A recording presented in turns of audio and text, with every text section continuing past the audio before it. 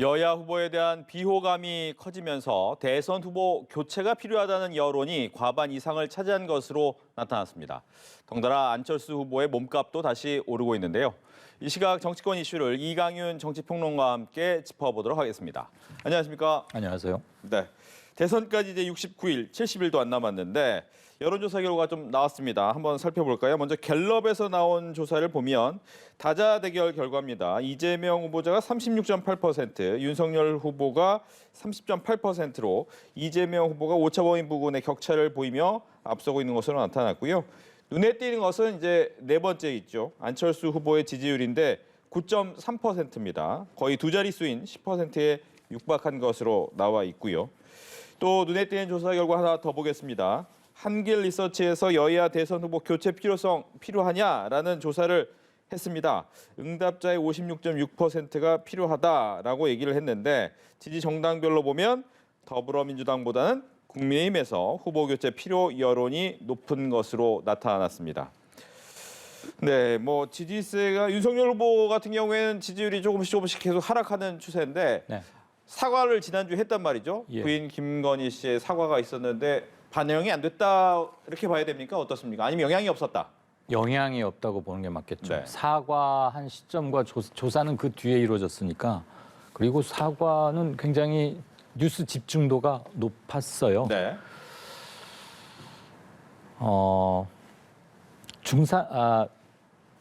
중도층에서 자신을 뭐 특정 정당에 포함되지 않았다고 하는 분들에서 윤석열 후보 부인의 사과에 대해서 약 53% 정도, 그러니까 과반이 조금 넘죠.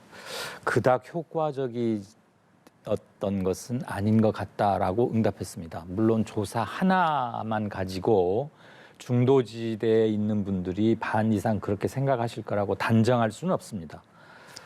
그렇지만 그 관련 조사가 그렇게 썩 많이 이루어지지 않은 점은 좀 현실적인 한계가 있고요. 그럼에도 불구하고 그 정도 분들이 그런 응답을 했다는 것은 반드시 참고는 할 필요가 있을 것 같습니다. 이를테면 사과의 어휘나 구체성, 결함 이런 것들이 사과 한 6분 동안 진행된 사과 끝나자마자 바로 제기되기 시작했잖아요. 이런 것들이 확산될 시간이 비교적 충분했습니다. 그래서 여론 형성에 일정 부분 영향을 미친 것 같고요. 그 여파로 윤 후보가 점진적인 하락세에 있는 건 분명한데 오늘 갤럽 조사를 보니까 오차범위 그 경계선 위쪽에 가서 포진해 있네요. 네. 조금 한 0. 몇 퍼센트 포인트가 더 얹어졌으면 오차범위를 벗어날 수도 있는 거고. 참고로 그 안철수 후보 지지율도 함께 좀 살펴봤으면 하는 건데요. 안철수 후보가 지금 우선 갤럽 거를 말씀드리겠습니다. 갤럽 지난 12월 14일, 그러니까 가족 문제가 터진 직후에 조사된 갤럽 조사입니다. 그때 안철수 후보 5%. 그리고 그 일주일 뒤인 12월 20일, 21일, 이때는 1차 사과가 있고 나서 물론 이재명 후보의 가족 장남권도 터졌고 네.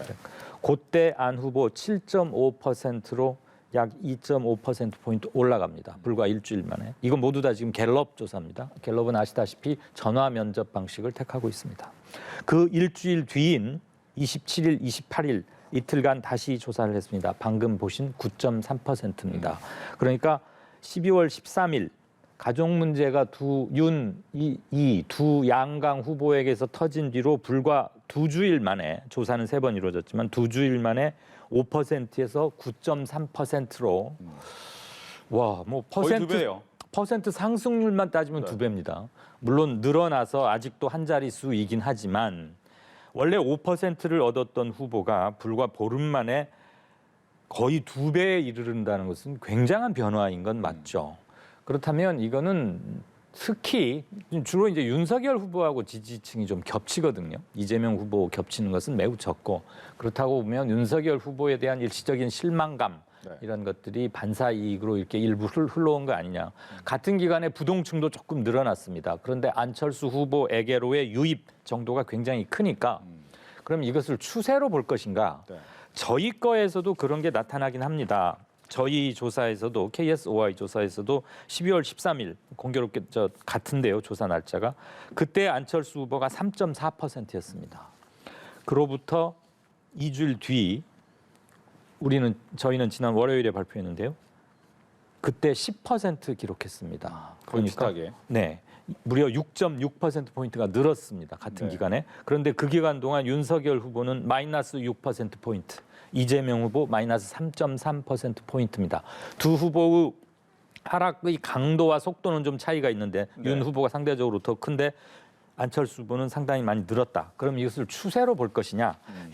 여론조사에서 나타나는 현상이지만 아직은 일시적인 현상으로 보는 게 맞지 않을까?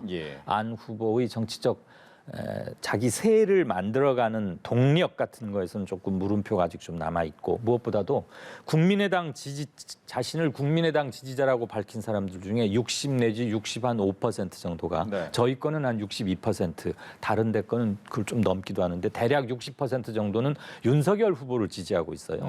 국민의힘 지지자임에도 그 말은 자당 당원들이나 지지자들조차 100% 결속해내지 못하고 있는 와중에 일시적으로 이런 안철수 후보 지지율 상승이 일어났다고 보는 게 아직은 맞을 것 같습니다.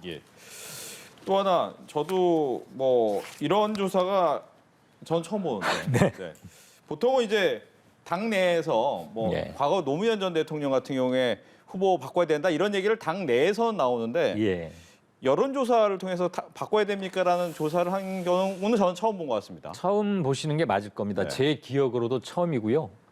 저희 연구원들한테 조사를 좀 시켜봤는데 선관위에 등록된 문항으로는 적어도 처음입니다. 이런 조사를 하기가 일단 쉽지 않죠. 기존에 뽑혀있는 후보들 입장에서 보면 굉장히 불쾌한 일 아니겠습니까? 일단. 그렇죠. 그런데 이런 여론이 끊임없이 어딘가를 통해서 뭐 각종 온라인 공간이건 뭐 이런 데를 통해서 제기되고 있으니까 이런 흐름이 있다. 그래서 한번 물어볼까 하는 것 자체도 뉴스입니다. 실은. 그래서 조사를 해봤더니 무려 56.6%가 교체 필요할 것 같다라고 대답했는데 정말 일찍이 이런 대선은 없었습니다. 당연히 이런 여론조사 설문도 없었고요.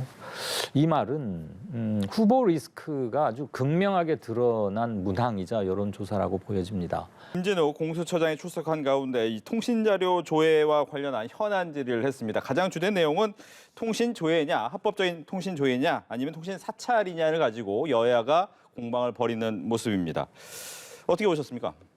우선 중계된 약 9분 정도의 국회 법사위 장면만으로는 국민적 의혹 해소에 큰 도움은 되기 힘들 것 같습니다. 왜냐하면 왜 야당 의원만 있고 여당 의원은 정말 극소수조차도 나오지 않았는지에 대해서. 그렇죠. 왜냐하면 통신 자료라는 것은 전화했던 사람 모두를 해야 되는데 그렇다면 여야 의원 간에는 전화를 하지 않느냐?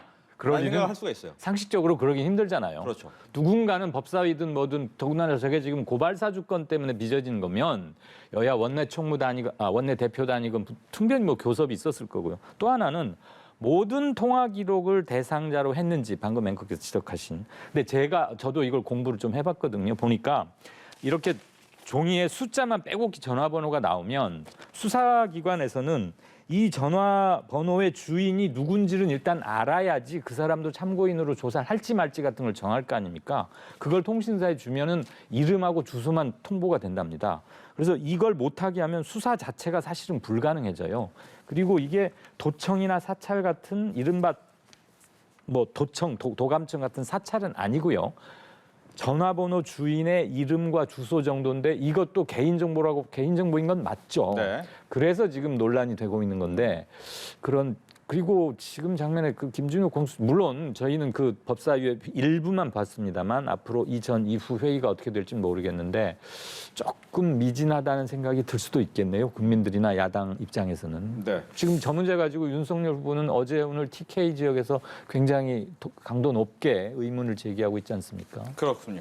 이렇게 해서 공수처의 이야기까지 이강윤 정치평론가와 함께 이야기 들어봤습니다. 오늘 얘기 잘 들었습니다. 고맙습니다.